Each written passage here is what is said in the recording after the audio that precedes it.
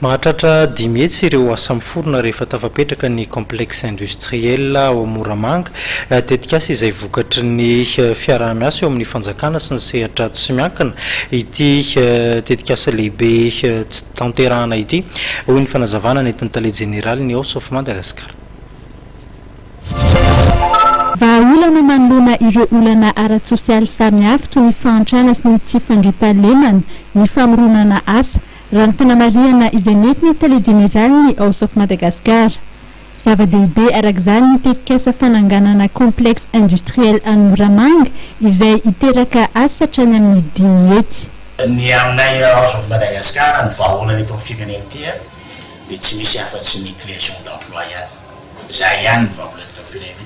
Miara-miasa amina firenena izy izay nanana problème 75% ny taux de chômeur.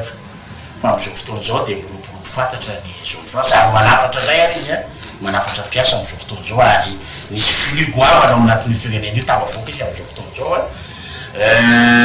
amin'izao le société de Madagascar io dia miara-miasa amin'ny firenena izy amin'ny resaka sous-traitance amin'izao fotoana izao ka io zany ny vahaolana hitanay ato amin'ny zone Madagascar zany fa ilana amin'ny resaka problème social sy l'explosion sociale eto Madagascar ary rahana hiasa zany amin'izay mpitondra vaovao izay mba voatendrin'ny vahoaka mitona ho avy io ary efa vonona moa zareo société zone France société mère io zany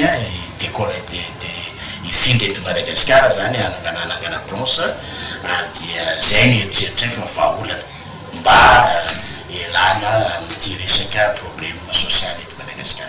Anisan'ny mampikaikaiky ny maro ihany koa amin'izao fotoana izao ny vidin'ny solika.